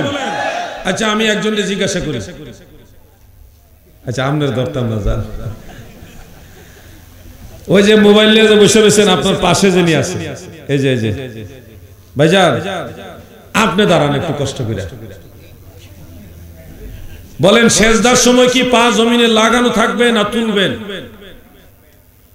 জোরে কোন মাশাআল্লাহ, সবাই কোন মারহাবা। তাহলে আমার ওয়াজ উনি শুনছে এবং আশা করি আমল করবেন, তাই তো? সবাই আমল করবেন নি? এই একটা গুরুত্বপূর্ণ জিনিস শিখলেন আজকে। আরেকটা বিষয় বলি, ওটা আপনাদের জানতে হবে। যদি অবহেলা করেন তাহলে কিন্তু মিয়া ভাই সমস্যা হবে। অনেক জায়গায় আমি দেখেছি নামাজের ভিতরে উচ্চস্বরে এত জোরে কাশি মারে, ইমাম সাহেব যদি আত্তাহিয়াতু দুরূদ শরীফ দোয়া মাসুরা পড়তে গিয়ে একটু দেরি করে, আর উনি যেই জোরে কাশের আওয়াজ দিতে, মসজিদটার মধ্যে কাশের আওয়াজে একটা দুর্মুস লেগে গেছে। ইমাম সাহেব একটু আস্তে আস্তে পড়তেছে, উনি তো সহি শুদ্ধ করে পড়ার চেষ্টা করে, আর হেতে কাশের ঠেলায় থামন যাইতেছে না, বুঝাইতেছে আমার পড়া শেষ, আমার পড়া কি শেষ। এরকম হয় কিনা বলেন? এই যে বিনা প্রয়োজনে অতিরিক্ত গলা খাকরাইতেছেন, যদি আওয়াজটা সীমার অতিরিক্ত হয় তাহলে কিন্তু আমরা নামাজ শেষ। স্বাভাবিক কাশি দিতে পারবেন, কিন্তু অস্বাভাবিক আওয়াজ করা যাবে। আরেকটা কাজ বলে রাখি দাদু, নামাজ পড়ছেন, নামাজের ভিতরে হঠাৎ করে মোবাইলে রিংটোন বেজে উঠলো, কল আসছে। মোবাইল হলো প্যান্টের পকেটে অথবা পাঞ্জাবির পকেটে অথবা একটা জায়গায় আছে আমরা যেখানে রাখেন। এখন কি করবেন? রিংটোন বন্ধ করবেন নাকি রিংটোন চালু থাকবে? কি করণীয় আমাদের তখন? মনে রাখবেন এখানে একেবারে সহি শুদ্ধ মাসালা। যদি মোবাইলটা আপনার এমন পজিশনে থাকে যেখানে স্বাভাবিক হাতটা একটু নাড়াইয়াই আপনি এক টিপে মোবাইলটা অফ করে দিতে পারবেন, এই কন্ডিশন আপনার জানা থাকে, তাহলে চুপচাপ সেটা একটা টিপে বন্ধ করে দিবেন। যদি ওরকম পজিশনে থাকে এরপর আবার হাত বেঁধে ফেলবেন, তাহলে আপনার নামাজ হয়ে যাবে। আর যদি প্যান্টের পকেটে আছে, বের করছেন কইরা সামনে দেখছেন, দেখা কে নাম্বারে ফোন দিল ওটাও দেখছেন, দেখা এরপরে টিপ দিয়ে বন্ধ করে আবার পকেটে রাখছেন, তার মানে একটা সম্পূর্ণ কাজ আপনি করলেন নামাজের ভিতরে। এটা একটা পুরোপুরি কাজ করলেন। একটা জিনিস বের করে নাম্বার দেখলেন, নাম দেখা টিপ দিয়ে বন্ধ করে আবার এটা পকেটে রাখছেন, এটা সম্পূর্ণ কাজ করলেন। এটাকে বলা হয় আমলে কাসীর। আমলে কাসীর। এই ধরনের কাজ যদি মোবাইলের ক্ষেত্রে আপনারা করেন তাহলে নামাজ ভঙ্গ হয়ে যাবে। আমি কি বিষয়টা বুঝাইতে পারছি আপনাদেরকে? পজিশন অনুযায়ী আপনারা কাজ করবেন। একান্তই যদি এখন আপনি বুঝতেছেন ফোন আসছে, মোবাইল এমন জায়গায় রাখছেন যেটা বের না করে টিপ ছাড়া বন্ধ করা যাবে না, এক্ষেত্রে আপনারা রিংটোন বাজতে থাকুক, আপনার নামাজ ক্ষতি হবে না, অন্যদের বিরক্তি হবে, কিন্তু আপনার নামাজ বড়। ভবিষ্যতের জন্য সতর্ক হবেন যেন মসজিদে ঢোকার আগে মোবাইলটা সাইলেন্ট করা হয়। কিন্তু নামাজে ওইখান থেকে মোবাইল বের করে বন্ধ করে আবার রাখতে গেলে আপনার নামাজ ভঙ্গ হয়ে যাবে। এই ক্ষেত্রে ওই দিন নামাজে মোবাইল বাজুক, কিন্তু আপনার নামাজটা পরিপূর্ণ করার পরে আপনি মোবাইলটা সাইলেন্ট করে দিবেন। ভবিষ্যতে আরো সতর্ক হবেন যেন মসজিদে প্রবেশের পূর্বেই মোবাইল সাইলেন্ট হয়ে যায়। কথা কি বুঝতেছেন আপনারা? আর যদি অবহেলা করেন, দাদু এগুলি ছোটখাটো মাসালা, অনেকেই অবহেলা করেন এগুলো ছোটখাটো মাসালা, কিন্তু অবহেলার কারণে যদি আপনারা মনে করেন না নামাজ তো হবেই, কে দেখবো, কে কইবা আমার নামাজ হইছে না, কেউ আপনার বলবে না যে আপনার নামাজ হয় না, এটা কেউ বলবে না, কারো বলার দরকার নাই। কিন্তু হাসরের দিন উঠে দেখবেন আপনার নামাজ আমল নামায় লেখা, পরীক্ষার খাতার সব লেখছেন কিন্তু নাম্বার পাইছেন না, এই লেখার কোনো লাভ আছে? এই জন্য আপনারা নামাজের ক্ষেত্রে এগুলি খেয়াল রাখবেন না। বিরক্ত হইলেন অনেকক্ষণ তো একবারে দুরূদ শরীফও পড়লাম না, শুধু ওয়াজই করলাম। তো আলহামদুলিল্লাহ আপনাদের আন্তরিকতা দেখে ভালো লাগতেছে। আমি আরো 10 মিনিট কথা বলতে চাই। আপনারা কি 10 মিনিট থাকবেন? না সারা এগুলো ভাও কথা। আমি 10 মিনিট চাইছি, আপনারা থাকবেন তো? আচ্ছা ইনশাআল্লাহ। দুরূদ শরীফ পড়ুন। আল্লাহুম্মা সাল্লি আলা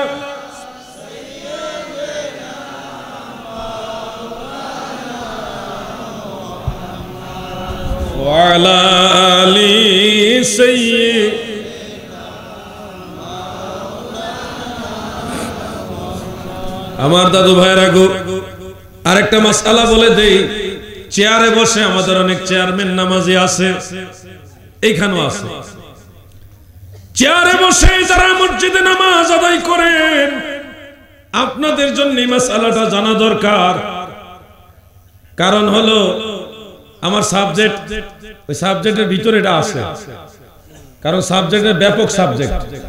ইলম দুই প্রকার, একটা জরুরি যেটা আপনাকে মানতে হবে, জানতে হবে, জানতেও হবে, মানতে হবে।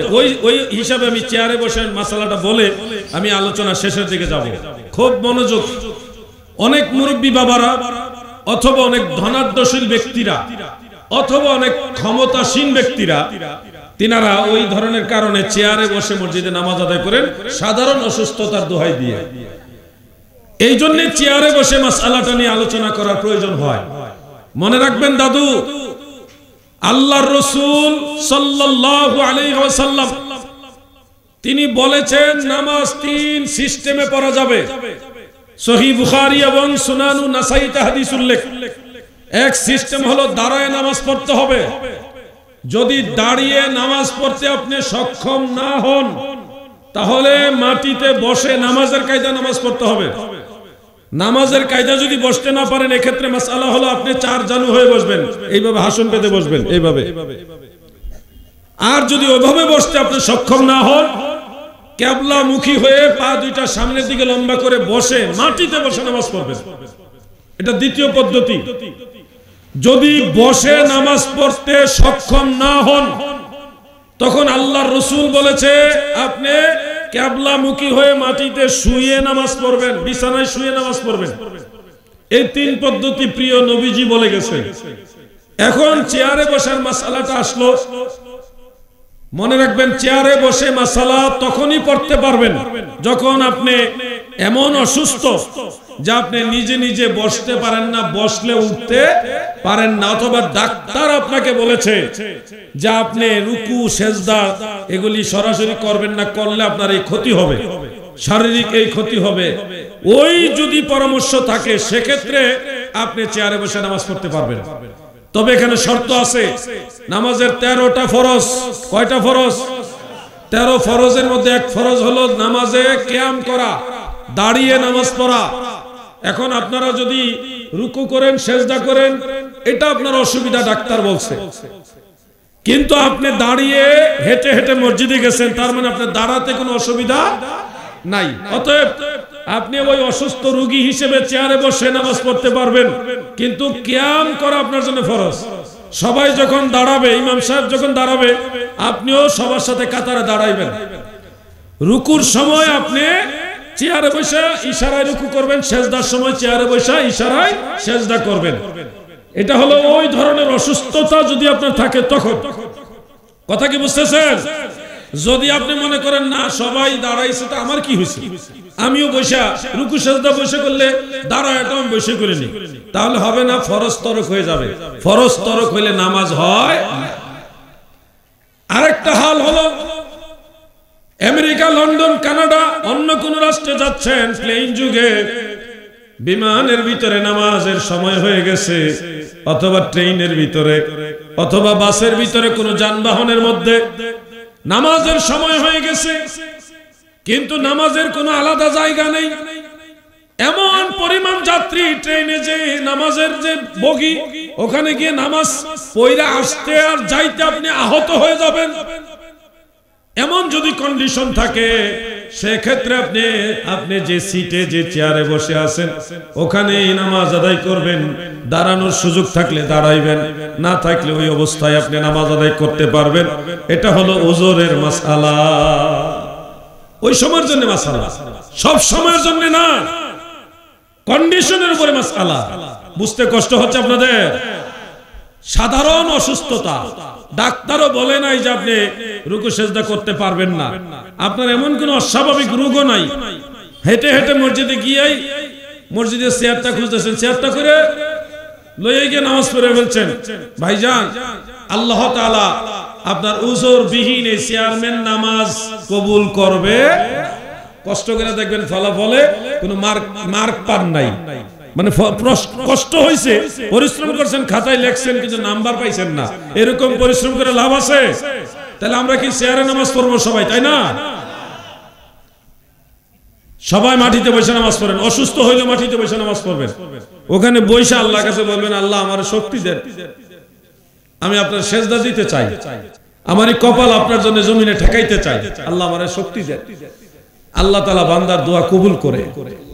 আপনি চান, কোন মানুষ আল্লাহর কাছে চেয়ে ফেরত আসে না। ইবলিস শয়তানকে আল্লাহ তাআলা ফেরত দেয় না, খালি ফেরত দেয় না। সে লানতের জিনজির পাওয়ার পরেও সে বলছে আল্লাহ আমি 9.5 লক্ষ বছর ইবাদত করছি, আর বিনিময়ে আমারে কিছু দেন। 3টা জিনিস দিছে তার আল্লাহ। শয়তান যদি আল্লাহর কাছে পায়, আপনি তো শয়তান না, আপনি তো ইনসান, মানুষ, আখেরি নবীর উম্মত। বলেন আল্লাহর কাছে সাহায্য চাইলে আল্লাহ তাআলা কবুল করবে কি করবে না? নিঃসন্দেহে আল্লাহ তাআলা কবুল করবে, কারণ আল্লাহ ওয়াদা করছে উদউনি আস্তাজিব লাকুম, তোমরা আমার কাছে চাও, চাইলে আমি তোমাদেরকে দিব। সুবহানাল্লাহ বলেন। অসুস্থ হলে মাটিতে বসে আল্লাহর কাছে সুস্থতা চাইবেন। কি চাইবেন? আরেকটা কথা বলে দেই, যারা বেশি বেশি রোগ বেমার হন, এই ধরেন ছেলের অসুখ, মেয়ের অসুখ, স্ত্রীর অসুখ, আপনি নিজে মাঝে মধ্যে অসুস্থ হয়ে যান, দোকানপাটের মধ্যে বরকত নাই, বেচা কিনা হয় না, জমি জমার ফসল ভালো হয় না, এরকম পেরেশানি আছে না আপনাদের? আপনারা সবাই সুখী মানুষ, তো এরকম সমস্যা নাই? অনেক জায়গায় আছে, আপনাদের এলাকায় না আছে? তাহলে আপনাদের একটা পদ্ধতি বলি, আমি এটা আমল করি, আপনারা করবেন। যখন দেখবেন যে ছেলে অসুস্থ হইতেছে, আবার ছেলে ভালো হইলে মেয়ে অসুস্থ, কোনো না কোনো একটা ঝামেলা সংসারে লেগেই থাকে, তখন আপনারা কি করবেন জানেন? 2টা কাজ করতে পারেন। একটা হলো এলাকার সবচেয়ে গরিব যারা, তাদেরকে ঘরে আইনা 2 বেলা খাওয়াইবেন। ডাইল ভাতই খাওয়ান, ঘরে আইনা 2 বেলা ভাত খাওয়াইবেন। পারবেন নি? কারণ দয়াল নবীজি বলেছে, ঘরের ভিতরে যে জিয়াফত করা হয়, মেহমানদারি করা হয়, এটা ঘরের বালা মুসিবত দূরের উসিলা। প্রত্যেক জিনিসের যাকাত আছে, আর ঘরের যাকাত হলো জিয়াফত। ঘরের যাকাত কি? জিয়াফত। এজন্য আপনারা এটা করবেন, তাহলে ওই ঘরের ভিতরে যত বালা মুসিবত আছে এগুলি দূর হয়ে যাবে। এই একটা আমল করবেন। আরেকটা আমল করবেন, বাজারে ঘাটে পাড়া প্রতিবেশীতে যারা অসহায় মানুষ আছে, মাঝে মধ্যে তাদেরকে কিছু দান করবেন। যারা পেশাদার ভিক্ষুক, তাদেরকে না দিয়ে এলাকার যারা অসহায় মানুষ তাদেরকে দিবেন। ঢাকা শহরে আশেপাশে বড় বড় শহরে যারা ভিক্ষুক, তারা কিন্তু আপনার চেয়ে বড় বড় ধনী লোক। বিশ্বাস হয় না? না, সবাই কথা বলছি না, বেশিরভাগই এরকম। যারা ভিক্ষা করতেছে, খবর লইয়া দেখেন হেই বেটার যে সম্পদ আপনার ওইগুলা নাই। এরকম মিডিয়াতেও প্রচার হয়েছে। যাই হোক, আমি বলছি না, যদি আপনার মায়া লাগে দিয়েন, কিন্তু সবচেয়ে বেশি গুরুত্ব দিবেন আপনার পাড়া প্রতিবেশী যারা গরিব তাদেরকে। কথা বুঝতে পারছেন? আপনি মারা গেলে জানাজার নামাজ পড়লে এই গরিব মানুষগুলি সবার আগে দাঁড়াইবে।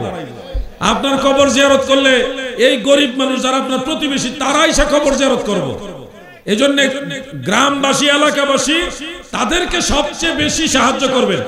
আপনার বালা মুসিবত দূর করতে চাইলে, রোগ বেমার ভালো করতে চাইলে আগে ভাগেই দান করেন। দান করবেন। দেখেন, একটা এমনও ঘটনা আছে যে ধরেন কিছুক্ষণ পরে আপনার একটা অ্যাক্সিডেন্ট লেখা আছে তকদিরে লেখা আছে, আপনি মোটরসাইকেল অ্যাক্সিডেন্ট করে পাও ভেঙে নেবেন। এটা আল্লাহ তাআলা জানে, তাকদিরে লেখা রাখছে এই ঘটনাটা ঘটবে কিছুক্ষণ পরে।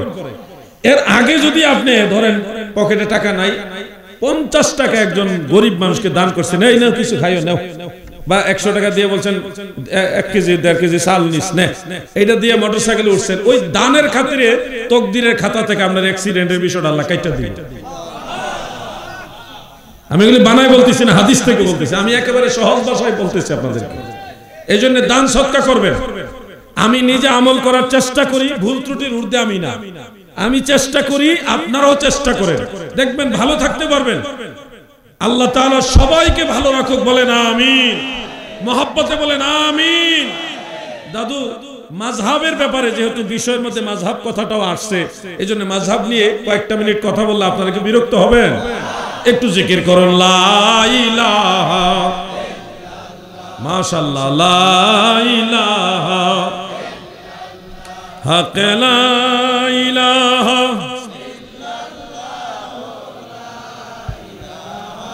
ইল্লাল্লাহ, হাসবি রাব্বি জাল্লাল, মাফি কলবি গায়রুল্লাহ নূর মুহাম্মদ লা ইলাহা ইল্লাল্লাহ লা ইলাহা ইল্লাল্লাহ মুহাম্মাদুর রাসূলুল্লাহ সাল্লাল্লাহু আলাইহি ওয়াসাল্লাম। মাযহাব শব্দের কথা কি রে তোর রাত করে কি তো পেশাব কি আগলোকে দুইজনে ধরছে?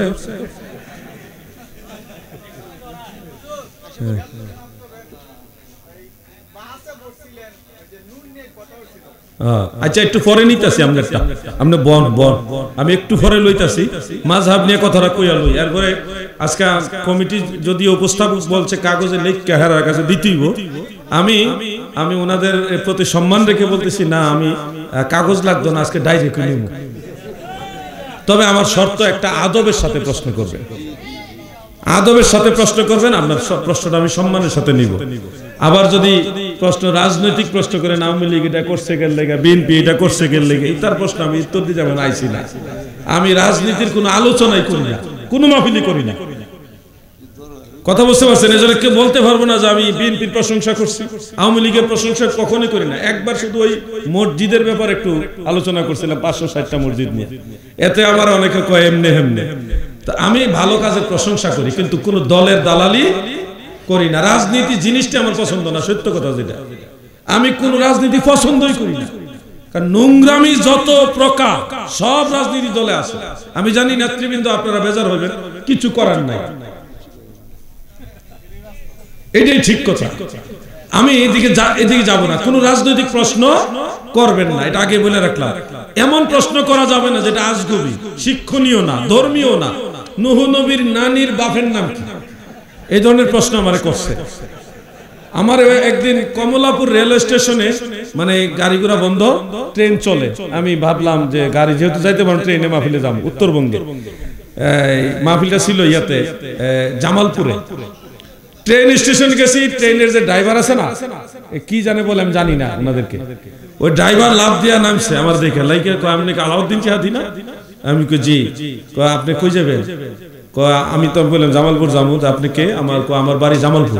আচ্ছা যাক, পরিচয় হলো। তা কি চান? হুজুর আপনি আমার ট্রেনে যদি যাইতেন কত খুশি হইতাম, আমার লগে বয়ে নিলাম। আমি কই না, আমি তো আপনার এই পুরান ট্রেনে যাইতাম না, মানে লোকাল ট্রেন আর কি, দুষ্টামি করছি আর কি। পরে না হুজুর তাইলে আপনার পাইছি, যেহেতু একটা প্রশ্ন করি। কি প্রশ্ন? যে আদম নবীর ছেলে হযরত শীস আলাইহিস সালামের স্ত্রীর নাম কি?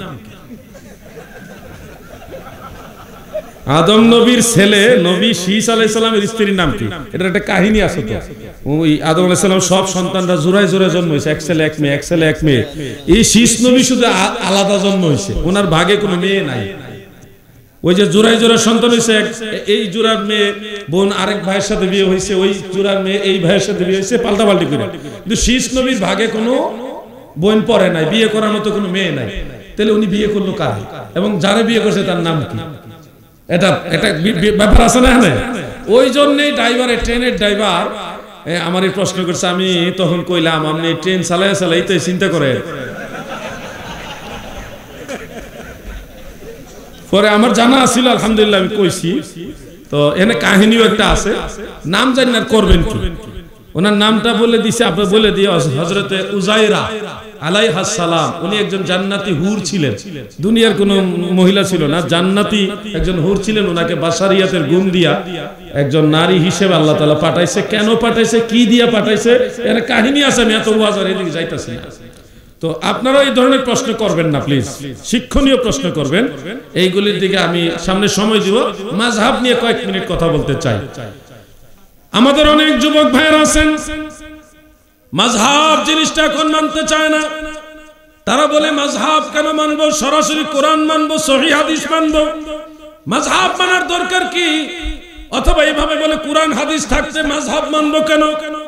এই ধরনের প্রশ্ন করে। প্রশ্নগুলি শুনতে ভালো লাগে, কিন্তু উদ্দেশ্য তাদের সঠিক না। মাযহাব জিনিসটা কি এটা যারা বুঝে না, তারাই এই ধরনের কথা বলে যে কোরআন হাদিস থাকতে মাযহাব মানবো কেন। আমি আপনাদেরকে বলছি আজকে মাযহাব কি এটা জানা দরকার আছে কিনা আপনাদের? মাযহাব শব্দটা আরবি, যার বাংলা অর্থ হলো পথ ও মত, এটা শাব্দিক অর্থ। আর ব্যাখ্যামূলক অর্থ হলো পবিত্র কুরআন ও রাসূল পাকের সকল হাদিস সমূহ গবেষণা করে তাহকিক করে নবীর যে তরিকা, নবীর যে পথ, নবীজির যে মত, ওটাকে বলা হয় মাযহাব। ধরেন ইমাম আবু হানিফা অসংখ্য হাদিস গবেষণা করে আপনি নামাজ কিভাবে শুরু করবেন, কিবলামুখী হইতে হবে, এটার দলিল বাইর করছে, বাইর করে কিবলামুখী হওয়া ফরজ এটা বলছে। এরপরে ধরেন আপনাকে কানের লতি পর্যন্ত হাত তোলার যত হাদিস আছে সব হাদিস পড়ে তারপরে উনি মাসালা দিছে আপনারা নামাজে তাকবীরে তাহরিমার সময় কানের লতির মধ্যে হাত তুলতে পারবেন। এরপরে সমস্ত হাদিস গবেষণা করে দেখছে হাত কোন জায়গায় বাঁধা লাগবে, তখন ইমাম আবু হানিফা হাত বাঁধা সম্পর্কে যত হাদিস আছে সব হাদিস গবেষণা করে উনি আপনাকে আমাকে শিক্ষা দিয়েছে নাবিন নিচে এইভাবে হাত বাঁধতে হবে। এরপরে কি করা লাগবে, সকল হাদিস গবেষণা করে আপনাকে আমাদেরকে ইমাম আবু হানিফা বলছে এরপরে সানা পড়া লাগবে। এরপরে কি করা লাগবে, সকল হাদিস গবেষণা করে তাউজ আউযুবিল্লাহ পড়া লাগবে, এই দলিল এই করে আপনাকে আমাকে শিখাইছে। এরপরে তাউজ আউযুবিল্লাহ, এরপরে কি, এরপরে বিসমিল্লাহ পড়া লাগবে। বিসমিল্লাহর যত হাদিস আছে এটা জোরে পড়বেন না আস্তে পড়বেন, সব হাদিস উনি গবেষণা কইরা তারপরে আপনাকে আমাকে শিখাইছে আস্তে বলা লাগবে বিসমিল্লাহ। এরপরে কি, সূরা ফাতিহা। এই যে নামাজের, শুধু নামাজের মাসালা আছে 12,500। এই 12,500 মাসআলা ইমাম আযম আবু হানিফা রাহমাতুল্লাহ আলাইহি আইম্মায়ে কেরাম ওনারা এই 12,500 মাসআলা কত লক্ষ লক্ষ হাদিস গবেষণা করে বাইর করেছে। এই যে মাসালাগুলি, এমনি হাত তোলা লাগবে, এমনি হাত বাঁধা লাগবে, এই পড়া লাগবে, এটা আস্তে পড়া লাগবে, এটা জোরে পড়া লাগবে, এই যে নিয়মটা শিখাইছে এটা কি ইমাম আবু হানিফার নিজের বানানো নিয়ম না নবীর তরিকা? ওই যে কুরআন হাদিস গবেষণা করে নবীর যে পথ, নবীর যে মত, নবীর যে তরিকা দেখাইছেন এটাকে বলা হয় মাযহাব। এখন আপনারা বলেন কুরআন হাদিসের গবেষণার নবীর তরিকা আপনাদের দরকার আছে না নাই? তাহলে তো মাযহাব তো এটাই। যারা বলতেছেন কুরআন হাদিস থাকতে মাযহাব মানবো কেন, ও ভাই আপনি কি নিজে কুরআন হাদিস থেকে মাসালা বের করছেন না কারো বই পড়ে নামাজ পড়ছেন? কারো না কারো বই পড়ে অনুবাদ পড়ে তারপরে আর আপনি নামাজ পড়তেছেন, এরপরে বলতেছেন কোন ইমাম মাযহাব লাগবে না। আমি আপনাকে একটা উদাহরণ দিতে পারি। আমাদের এলাকায় একজন শায়েখ বলছিলেন এক ছোট্ট এক মসজিদে জুম্মার দিন ওয়াজ করতে গিয়ে বলতেছে কোন ইমাম লাগবে না, কোন তরিকা লাগবে না, কোন মাযহাব লাগবে না, আমরা সরাসরি কোরআন মানবো, সহিহ হাদিস মানবো। তখন একজন যুবক, সে বিচক্ষণ জ্ঞানী যুবক, সে বলল ঠিক, আমরা কোরআন মানবো, সরাসরি সহিহ হাদিস মানবো, আপনাকেও মানবো না। উনি বললেন আমাকে কেন মানবেন না, আমি তো কোরআন ও সহিহ হাদিসের কথাই বলি। যুবক বললেন পবিত্র কোরআন ও সহিহ হাদিসের কথা ইমাম আবু হানিফা, ইমাম শাফি, ইমাম মালিক, ইমাম আহমদ, এত বড় বড় ইমামরা বলার পরেও তাদের মানা যাবে না, আপনি তো ছোট ইমামও না, আপনাকে তো আরো আগে মানা যাবে না। যুবকের প্রশ্নের উত্তর ঠিক আছে কিনা ভাই? আপনারা এটা বুঝতে হবে, মাযহাব আর ইসলাম বিপরীত না। মাযহাব হলো কোরআন হাদিস মানার জন্য একটা সহজ পদ্ধতি, আপনাকে সহজ করে দেওয়া হয়েছে। আপনারা আমাকে একটু বলুন, স্কুল কলেজে পরীক্ষা পাস করার জন্য সিলেবাস দেওয়া হয় কিনা? দেওয়া হয় কিনা ভাই? অনেক সময় সাজেশন দেয়। সাজেশন সিলেবাসটা কি বই পুস্তকের বাইরের থেকে দেয় না বইয়ের ভিতর থেকে দেয়? বইয়ের ভিতর থেকে দেয়। মাযহাবের ভিতরে যা কিছু আছে সবই কোরআন হাদিস থেকে দেওয়া। এজন্য মাযহাব আর ইসলাম, মাযহাব আর কোরআন হাদিসকে যারা বিপরীতে দাঁড় করায় তাদেরকে আপনারা যে বলবে যে কোরআন হাদিস মানবো, হাদিস মানবো না মাযহাব মানবো, কোরআন মানবো না মাযহাব মানবো, এই প্রশ্ন যদি কেউ করে আপনি বলবেন ভাই আপনি হাদিস মানবেন না বুখারী শরীফ মানবেন? প্রশ্ন করবেন হাদিস মানবেন না মুসলিম শরীফ মানবেন? তখন সে বলবে মুসলিম শরীফ, হাদিস শরীফ, আরে মুসলিম বুখারী শরীফ আর হাদিস শরীফ তো একই। তখন আপনি বলবেন মাযহাবের ভিতরে যা আছে এগুলি তো কোরআন হাদিস, কোরআন হাদিস থেকে যা পাওয়া যায় এগুলি তো মাযহাব, এগুলো তো কোরআন হাদিসের বাইরে কিছু না, আপনি আলাদা করতেছেন কেন? আপনাকে আমি হানাফি মুসলিম, কি মুসলিম? একজন এসে বলবে আমি হানাফি না, শাফিও না, মালিকও না, হাম্বলিও না, আমি শুধু মুসলিম। আপনাকে হেনস্থা করার জন্য বলবে যে তুমি হানাফি মুসলিম আর আমি শুধু মুসলিম। তার কথার মধ্যে বোঝা যাচ্ছে কথাটা ভালো, কিন্তু তার উদ্দেশ্য সঠিক না। ধরেন আমি সিলেটে গেলাম, আমি ওনাকে জিজ্ঞাসা করলাম আপনি কে? উনি বলল আমি অমুক। বাড়ি কোথায়? বলল আমার বাড়ি সিলেট। আমার বাড়ি সিলেট। আচ্ছা, আরেকজনে জিজ্ঞাসা আপনি কে? আমি অমুক। বাড়ি কোথায়? আমার বাড়ি বাংলাদেশে। সিলেট একজন বলল আমার বাড়ি কি সিলেট, ওনার বাড়ি অরিজিনালি সিলেট, এজন্য বলছে আমার বাড়ি সিলেট। এই কথাটাও ভুল না। আরেকজনের সিলেটেই বাড়ি, সে বলতেছে আমার বাড়ি বাংলাদেশে, এটাও ভুল না। কিন্তু তার কথাটা কেমন কেমন লাগতেছে। তার বাড়ি সিলেট হওয়া সত্ত্বেও হ্যাঁ বাংলাদেশের কথা কয় কে? হ্যাঁ পুরা বাংলাদেশেরই তার বাড়ি। এটা কেমন কেমন জিনিসটা লাগছে না? ঠিক এরকম আপনি যদি বলেন আমি হানাফি মুসলিম, তাহলে বোঝা যাচ্ছে আপনি কোন ইমামের অনুসারী করছেন, কোরআন হাদিস মানতেছেন, কার ইজতিহাদ গবেষণার মাধ্যমে সেই ইমামের পরিচয় সহকারে আপনি নিজের পরিচয় তুলে ধরছেন যে আমি মুসলিম, ইমাম আবু হানিফার অনুসারী হিসেবে মুসলিম। আর আপনি বলতেছেন আমি শুধু মুসলিম, এটা হলো যে আমার বাড়ি বাংলাদেশ। খুব খেয়াল করবেন, হাসরের ময়দানে ইমামের ব্যাপারে আলাদাভাবে আল্লাহ তাআলা ডাকবে, ইয়াউমা নাদউ কুল্লা উনাসিন বিইমামিহিম। প্রত্যেকটা মানুষকে আল্লাহ তাআলা তার ইমামের সাথে ডাকবে। এখন আমার ইমাম আছে, ইমাম আবু হানিফা আমার ইমামের সাথে ডাকলো, আপনার তো ইমাম নাই, তাহলে তো আপনি খারাপ থাকবেন। আল্লাহর কোরআন কি মিথ্যা? আল্লাহ তো বলছে আমি ইমামের সাথে ডাকবো। আপনি বলবেন আমার নবীজি হইল আমার ইমাম। ভাই আমার নবী ইমাম বলা যাবে না, তিনি রাসূল। ইমামের মর্যাদার চেয়ে ইমাম আবু হানিফার মর্যাদা, ইমাম শাফিঈর মর্যাদা, ইমাম আহমদ, ইমাম মালিক, উনাদের মর্যাদার চেয়ে আমার নবীর মর্যাদা নিচে না উপরে? উনাদের দিকে নিসবত করে আমার নবীকে ইমাম বলা যাবে না, তিনি ইমামুল আম্বিয়া। ঠিক কিনা বলে?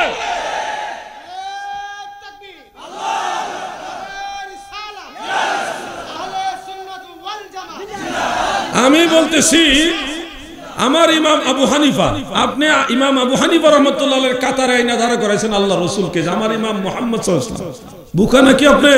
কোথায় রাহমাতুল লিল আলামিন ইমামুল আম্বিয়া, আর উনাকে ইমাম আবু হানিফার কাতার আপনি নামাচ্ছেন। যারা ইমাম আবু হানিফাকে ইমাম হিসেবে মানে, তারা ইমামুল আম্বিয়া হিসেবে আল্লাহর রাসূলকেও মানে। ঠিক কিনা বলেন? কিন্তু আপনি যে নবীজি কাইনা ইমাম আবু হানিফার কাতারে দাঁড়া করাইলেন, আমার ইমাম হলো মুহাম্মদ সাল্লাল্লাহু আলাইহি সাল্লাম। আপনি তো ইমাম আবু হানিফাকে অসম্মান করলেন, দয়াল নবীজিকে নিচের স্তরে নামাইলেন। নাউজুবিল্লাহ। এজন্য দাদু কথার পেজ দিয়ে অনেকেই হয়তো অনেককে বুঝাই ফেলবেন, কিন্তু মনে রাখেন হাসরের ময়দানে আমরারে ডাকবো আমাদের ইমামের সাথে। আপনারা কিন্তু খারুই থাকবেন, আপনারা লাওয়ারিস। ওয়ারিস মানে ই নাই, পরিচয় নাই, ইমাম নাই, আপনাদের আপনাদের এমন ওয়ারিস যে আপনার কোনো অভিভাবক নাই। আমাদের অভিভাবক আছে কিনা? আমরা আমাদের অভিভাবকের সাথে রাহমাতুল লিল আলামিনের কাছে। আপনি যদি বলেন না মাযহাব যারা মানে এরা সব মুশরিক, এরকম বলে, কিন্তু তারা তাদের যারা কট্টরপন্থী লামাযহাবী, তারা মাযহাব যারা মানে তাদেরকে মুশরিক মনে করে, মুসলমানই মনে করে না। তাহলে আমার একটা কথা মনে রাখবেন, বুখারী শরীফ, মুসলিম শরীফ তারা মানে, সহিহ বুখারী, সহিহ মুসলিম তারা মানে। মনে রাখবেন মাযহাব মানলেই যদি মুশরিক হয়, তাহলে বুখারী মুসলিমের যত হাদিস শরীফ আছে এই সমস্ত হাদিস যারা যারা বর্ণনা করে গেছে তারা সবাই মাযহাবী। কেউ শাফিঈ মাযহাবের, কেউ হানাফি মাযহাবের, কেউ হাম্বলি, কেউ মালিকি। মানে হাদিস বর্ণনাকারী যারা, তারা বুখারী মুসলিমের তারা কিন্তু মাযহাব মানে। তো এখন যদি আপনি বলেন যারা মাযহাব মানে তারা মুশরিক, তাহলে মুশরিকের বর্ণিত হাদিস আপনি কেমনে মানবেন? আপনি তো বুখারী মুসলিমই বাদ করে দিলেন। ইমাম বুখারীকেও আপনি বলেন একজন মুশরিকের হাদিস বর্ণনা করো, তো ইমাম চলে যাওয়ার কারণ। তো ইমাম বুখারীকে তো আপনি মুশরিক বানাই দিলেন, কারণ মুশরিকের কাছ থেকে ইমাম বুখারী হাদিস বর্ণনা করছে। নাউজুবিল্লাহ। আল্লাহ যেন ভাইদের বোঝার মতো তৌফিক দেন। সবাই বলে